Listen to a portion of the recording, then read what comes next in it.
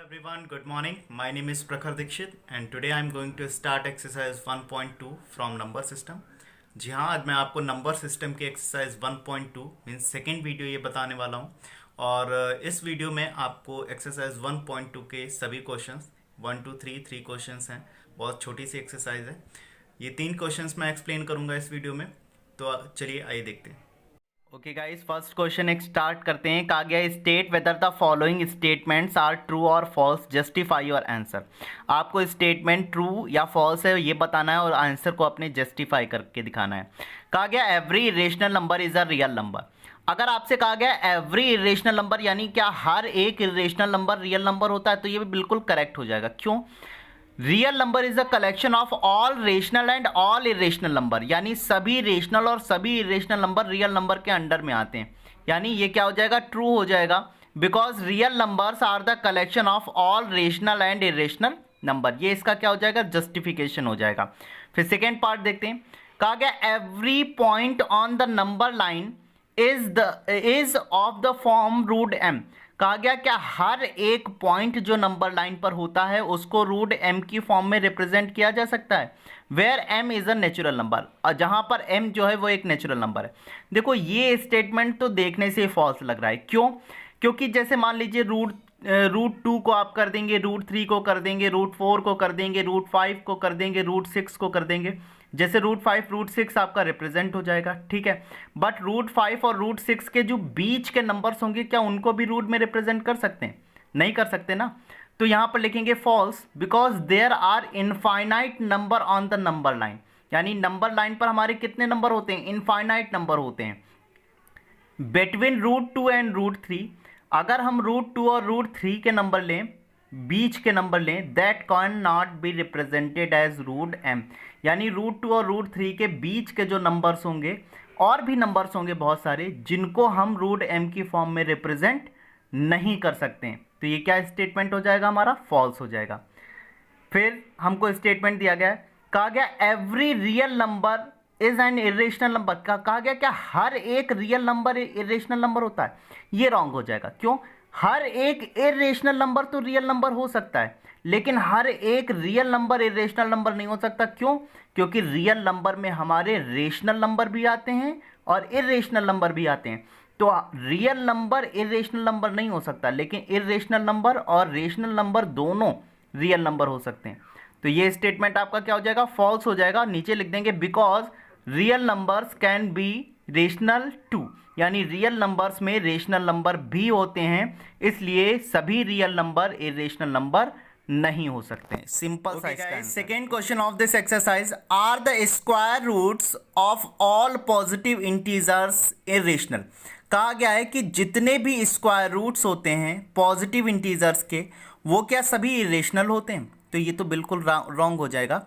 If not give an example, अगर नहीं तो एक एग्जाम्पल दीजिए। Square roots of a number that is a rational number, यानी स्क्वायर रूट में ही आपको एक एग्जाम्पल देना है जो कि कैसा नंबर हो? रेशनल नंबर हो। स्टार्टिंग में जब मैंने आपको इसका इंट्रो दिया था तब आपको बताया था कि इरेशनल नंबर को हम रूट एम की फॉर्म में लिख सकते हैं। Miss irrational number which is not represented in the form of P upon Q, मतलब जो नंबर्स पी अपॉन क्यू की फॉर्म में रिप्रेजेंट नहीं किए जाते हैं उनको इरेशनल नंबर बोलते हैं।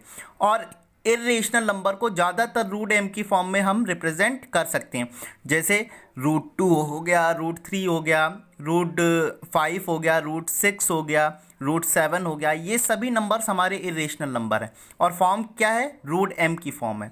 सो यहाँ पर हम लिखेंगे, बट कुछ नंबर मैंने आपको बताए थे जैसे जिनकी एग्जैक्ट वैल्यू फाइंड आउट हो जाती है वो रेशनल नंबर होते हैं। जैसे रूट 4 है, क्या रूट 4 का एग्जैक्ट वैल्यू 2 हो सकता है? बिल्कुल। तो ये इरेशनल नंबर नहीं होगा, ये क्या हो जाएगा? रेशनल हो जाएगा। क्यों? क्योंकि रूट 4 को हम पी अपॉन क्यू की फॉर्म में कन्वर्ट कर सकते हैं। जैसे रूट 2 का वैल्यू कितना आया? 2, और 2 को क्या 2 अपॉन 1 लिख सकते हैं? तो पी अपॉन क्यू हो गया। पी भी इंटीजर है, क्यू भी इंटीजर है, and q not equals to 0। So यहां पर लिखेंगे no the square roots of all positive integers are not irrational, यानी सभी स्क्वायर रूट्स जो होते हैं पॉजिटिव इंटीजर्स के वो इरेशनल नंबर नहीं हो सकते हैं। कैसे? जैसे रूट 25 हो गया, रूट 25 का वैल्यू कितना होता है? 5 होता है। रूट 4 का वैल्यू कितना होता है 2 होता है, रूट 16 का वैल्यू कितना होता है 4 होता है, रूट 9 हो गया, रूट 9 का वैल्यू आपका कितना होता है 3 होता है। ठीक है, इस तरीके से आपके बहुत सारे रूट 49 7 होता है। तो इस तरीके से बहुत सारे रूट में वैल्यू हैं पॉजिटिव इंटीजर्स की जो कि रेशनल नंबर होते हैं। जैसे 5 हो गया, क्या 5 को 5/1 लिख सकते हैं? और 5 यानी ये p अपॉन क्यू की फॉर्म में हो गया। p 5 भी इंटीजर है, q भी इंटीजर है, और q नॉट इक्वल्स टू क्या है 0 है। तो ये क्या हो जाएगा rational number. And rational number the number which is represented in the form of p upon q, जो कि p अपॉन q की फॉर्म में क्या हो जाए रिप्रेजेंट हो जाए and q not equals to 0 हो। तो सिंपल सा इसका क्या आ जाएगा आंसर आ जाएगा। Okay guys, last question of this exercise कहा गया show how root 5 can be represented on number line। कहा गया रूट 5 को किस तरीके से हम नंबर लाइन पर क्या कर सकते हैं रिप्रेजेंट कर सकते हैं। तो इसको देखिए, ये बहुत इंपॉर्टेंट क्वेश्चन है, ध्यान से समझिएगा। कहा गया to represent root 5 on number line. कहा गया नंबर लाइन पर रूट 5 को रिप्रेजेंट करने के लिए OB equals to 2 units on x axis and perpendicular AB equals to 1 unit. यानी हमको रूट 5 को रिप्रेजेंट करने के लिए एक कोऑर्डिनेट यूज करना पड़ेगा 2,1, यानी 2 एक्स एक्सिस पे, मीन्स ये हो जाएगा आपका एक्स एक्सिस पे और ये हो जाएगा वाई एक्सिस पे, राइट। एक्स वाई कोऑर्डिनेट हमेशा एक्स वाई में राइट किए जाते हैं, आपको पता होगा। तो सबसे पहले हम नंबर लाइन एक ड्रॉ करेंगे। नंबर लाइन ड्रॉ की तो ये 0 हो गया, एक्स एक्सिस पे पॉजिटिव साइड में 1 यूनिट 2 यूनिट हम जाएंगे और परपेंडिकुलर एक हम 1 यूनिट जाएंगे। ओके, जब 1 यूनिट जाएंगे और इसको हम ज्वाइन करेंगे यहाँ से, तो ये वाली साइड जो है इसको भी ज्वाइन करना पड़ेगा। इस पॉइंट को हम ले लेते हैं B, OB equals to 2 unit हो जाएगा, और इस पॉइंट को ले लेते हैं A। ओके, और देखिए ये हमने 2 यूनिट और 1 यूनिट ही क्यों लिया, इसका बहुत बड़ा रीज़न है। क्या, जब हम इन सभी पॉइंट्स को ज्वाइन करेंगे तो एक perpendicular means right angle triangle हमारा क्या होगा क्रिएट होगा, और राइट एंगल ट्राइंगल में ये यूनिट हो जाएगी हमारी 2 यूनिट और ये यूनिट हो जाएगी हमारी 1 यूनिट, राइट। अब हम जब इसको ज्वाइन करेंगे तो हमको हाइपोटेन्यूस OA निकालनी पड़ेगी। तो इसमें हम पाइथागोरस थ्योरम अप्लाई करेंगे, hypotenuse square equals to perpendicular plus base square, right. तो OA स्क्वायर ऐसे रहेगा, AB स्क्वायर यानी 1 का स्क्वायर 1, 2 का स्क्वायर यानी 2। ओके, सो 2 का स्क्वायर 4 हो जाएगा, फिर 4 + 1 कितना आ जाएगा 5, और जब यहाँ से स्क्वायर हटाएगा तो ये वैल्यू निकल के आ जाएगी √5। अंडरस्टैंड, मतलब हमको जितना वैल्यू बनाना होगा उसी के हिसाब से हम यूनिट को क्या करते हैं पुट करते हैं। अंडरस्टैंड, जितना भी वैल्यू हमको बनाना होगा उसी के अकॉर्डिंग हम यूनिट को क्या करेंगे पुट करेंगे। ओके, अब जैसे यहाँ पर आपका वैल्यू सपोज दैट आए, कहा गया है कहा जाए आपसे कि √8 को रिप्रेजेंट करिए। तो 8 को रिप्रेजेंट करने के लिए क्या करेंगे 2,2 का यूनिट लेंगे, 2,2, 2 का स्क्वायर 4, 2 का स्क्वायर 4, 4 4 कितना बन गया 8, और पाइथागोरस थ्योरम से जब स्क्वायर हटाएंगे तो क्या बन जाएगा रूट लग जाएगा। अंडरस्टैंड, अब आप देख लीजिए जैसे हमने 2 यूनिट लिया था तो यहाँ पे OBA या OAB इस राइट एंगल ट्राइंगल में हम पाइथागोरस थ्योरम अप्लाई करेंगे और OA की वैल्यू कितनी निकल के आएगी √5 निकल के आएगी। अब हमसे कहा गया है now taking O as a centre and OA as radius mark an arc on OB which AB intersects at C, OC equals to √5। Okay, तो अब हम इस पे ये आपको रिप्रेजेंट करके दिखाते हैं कि किस तरीके से रिप्रेजेंट किया जाएगा।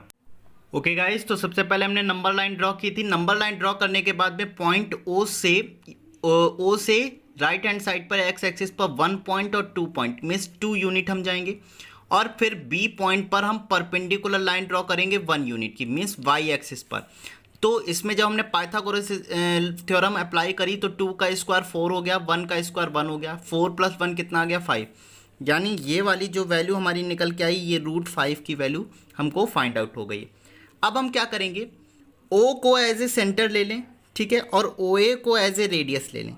O को सेंटर ले लें और OA को एज ए रेडियस ले लें, और इस तरीके से जब हम एक आर्क को क्या करेंगे कट करेंगे तो ये नंबर लाइन को पॉइंट C पर क्या कर जाएगी कट कर जाएगी। तो ये जो OC की डिस्टेंस होगी जो बीच में OC की, यही डिस्टेंस हमारी √5 जो है बन जाएगी। सो OC की जो वैल्यू निकल के आएगी OC इक्वल्स टू √5 यूनिट आ जाएगी। अंडरस्टैंड? किस तरीके से करेंगे ध्यान से समझिए। सबसे पहले हम क्या करेंगे, एक नंबर लाइन ड्रॉ करेंगे। नंबर लाइन ड्रॉ करने के बाद में O के आगे हम 2 यूनिट, एक्स एक्सिस की पॉजिटिव साइड में 1 और 2 यूनिट हम जाएंगे, और फिर वाई एक्सिस पर 1 यूनिट जाएंगे। ओके, फिर हम O से A को क्या कर देंगे, ज्वाइन कर देंगे, क्योंकि 2 का स्क्वायर करेंगे 4 आएगा, 1 का स्क्वायर करेंगे 1 आएगा, 4 + 1 कितना हो गया 5, यानी √5 की ये वाली वैल्यू बन जाएगी हमारी। फिर O को एज ए सेंटर लेंगे और OA को एज ए रेडियस लेंगे और एक आर्क लगाएंगे, और ये आर्क जहां पर भी नंबर लाइन को कट करेगा वही पॉइंट जो है, यानी ये जो C पॉइंट होगा यही आपका √5 पॉइंट होगा। अंडरस्टैंड? कोई प्रॉब्लम? एक हम एक्स्ट्रा क्वेश्चन लेते हैं। कहा गया show how √8 and √10 can be represented on number line. ये बिल्कुल क्वेश्चन नंबर 3 के बेसिस पे है। आइए इसको देखते हैं। जैसे √8 दिया गया, पहले हमको कितना दिया गया था, 5 दिया गया था, तो हमने 2 यूनिट एक्स एक्सिस पर लिया था, 1 यूनिट हमने वाई एक्सिस पर लिया गया था। अब √8 बनाना है, तो √8 को बनाने के लिए हम क्या करेंगे, एक्स एक्सिस पर हम 2 यूनिट ले लें, वाई एक्सिस पर हम 2 यूनिट ले लें, इसको ज्वाइन करें। अब देखिए 2 का स्क्वायर कितना हो गया, यानी hypotenuse square equals to perpendicular square plus base square equals to 2 square plus 2 square equals to 4 + 4 equals to कितना आ गया 8। अब हाइपोटेन्यूस स्क्वायर से जब स्क्वायर हटाएंगे तो यहाँ पे क्या लग जाएगा, रूट लग जाएगा। यानी √8 को नंबर लाइन पर रिप्रेजेंट करने के लिए एक्स एक्सिस पर हमें 2 यूनिट लेना पड़ेगा और वाई एक्सिस पर भी हमें कितना यूनिट लेना पड़ेगा, 2 यूनिट लेना पड़ेगा। इसका मतलब ये हुआ कि अकॉर्डिंग टू क्वेश्चन हम डिफाइन करते हैं कि हमको एक्स एक्सिस और वाई एक्सिस पर कितने कितने यूनिट की वैल्यू को क्या करना है, पुट करना है। ओके, जैसे √8 था तो हमने 2 यूनिट किया। अब जैसे √10 के लिए कितना रखेंगे, √10 के लिए क्या करें, √10 को रिप्रेजेंट करने के लिए हम क्या करेंगे, देखिए एक्स एक्सिस पर हम कितने यूनिट ले लें, 3 यूनिट ले लें, और वाई एक्सिस पर कितना यूनिट ले लें, 1 यूनिट ले लें। तो 3 का स्क्वायर कितना हो गया 9, और 1 का स्क्वायर 1, राइट, और 9 + 1 कितना आ गया √10।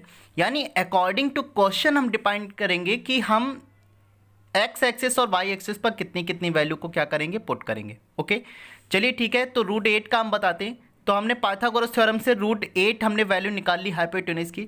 अब इसको नंबर लाइन पर किस तरीके से रिप्रेजेंट करेंगे आइए देखते हैं। √10 को आपको करना है। ओके गाइस, तो √8 का रिप्रेजेंटेशन देखते हैं नंबर लाइन पे। तो सबसे पहले हम क्या करेंगे, एक नंबर लाइन ड्रॉ करेंगे एक्स एक्सिस, और उस पे हम 0 पॉइंट के राइट हैंड साइड पर, एक्स एक्सिस की पॉजिटिव साइड पर एक 2 यूनिट लेंगे, 1 यूनिट 2 यूनिट, 2 यूनिट पर पॉइंट बी को हम क्या कर देंगे, पुट कर देंगे। और ऐसे ही परपेंडिकुलर यूनिट मतलब वाई पर 2 यूनिट लेंगे, 1 यूनिट और 2 यूनिट, क्योंकि हमें एक्स और वाई दोनों पर हमको 2 यूनिट लेना है। ओके, तो हमने यहाँ पर भी 2 यूनिट ले लिया, यहाँ पर भी हमने 2 यूनिट ले लिया। अब जब हम B से A को ज्वाइन करेंगे और OA को ज्वाइन करेंगे तो एक हमें राइट एंगल ट्राइंगल मिल जाएगा, जिसमें हम पाइथागोरस थ्योरम अप्लाई करेंगे और OA की वैल्यू √8 क्या करेंगे, फाइंड आउट करेंगे। जब हमको OA की वैल्यू √8 फाइंड आउट हो जाएगी तब O को एज ए सेंटर लेंगे, राइट, O को एज ए सेंटर लेंगे और OA को एज ए रेडियस हम क्या करेंगे, पुट करेंगे, और एक आर्क को क्या करेंगे, कट करेंगे। जैसे ही एक आर्क लगाएंगे ये आर्क इस नंबर लाइन को किसी पॉइंट पर क्या करेगा, इंटरसेक्ट करेगा। हम इस पॉइंट को C ले लेते हैं। ओके, और ये जो OC वैल्यू होगी ये वैल्यू ही √8 को क्या करेगी, रिप्रेजेंट करेगी। अंडरस्टैंड? यानी यहाँ पर √8 पॉइंट क्या है आपका आ जाएगा। समझ में आया आपको किस तरीके से रिप्रेजेंट करना है। सबसे पहले नंबर लाइन ली, नंबर लाइन पर 2 यूनिट हमने इधर लिया, 2 यूनिट ऊपर लिया, ज्वाइन किया, फिर O को एज ए सेंटर लिया, OA एज ए रेडियस लिया, आर्क लगाया, जहां पर भी कट करेगा वही √8 पॉइंट हो जाएगा। अब √10 लेना है तो 3 यूनिट लेंगे, फिर 1 यूनिट ऊपर लेंगे, ज्वाइन करेंगे, फिर O को एज ए सेंटर और OA as a radius, arc cut करेंगे, जहां पर भी कट होगा वही √10 निकल के आएगा। √10 आपको सॉल्व करना है। ओके, समझ में आ गया होगा। ये 2 क्वेश्चंस मैंने इसलिए आपको √8 और √10 इसलिए आपको दिए कि आपको एग्जैक्ट ये बिल्कुल क्लियरली समझ में आ जाए। ओके, सॉल्व करिए। आपकी एक्सरसाइज 1.2 जो है वो कंप्लीट हो गई है। इसमें 3 क्वेश्चंस ही थे और आपको मैंने जो रूट का रिप्रेजेंटेशन बताया है इसकी आप बार बार प्रैक्टिस करिएगा, क्योंकि ये बहुत इंपॉर्टेंट क्वेश्चन है। बहुत बार पूछा भी जाता है बोर्ड में, एक या दो नंबर के लिए, 2 मार्क्स के लिए भी आता है। और ऐसा ही एक क्वेश्चन रूट रिप्रेजेंटेशन का और होता है, वो पॉइंट की वैल्यू का होता है, वो मैं आपको बाद में बताऊंगा। नेक्स्ट एक्सरसाइज में शायद वो क्वेश्चन होगा भी, तब आपको उसका रिप्रेजेंटेशन बताएंगे। आप प्लीज़ इस वीडियो को बहुत ध्यान से समझिए और इस एक्सरसाइज के नोट्स तैयार कर सकते हैं आप लोग इस वीडियो से। So thank you so much. और प्लीज़ अगर आपको मेरा वीडियो अच्छा लगता है तो प्लीज़ लाइक करें, सब्सक्राइब करें and please share my video.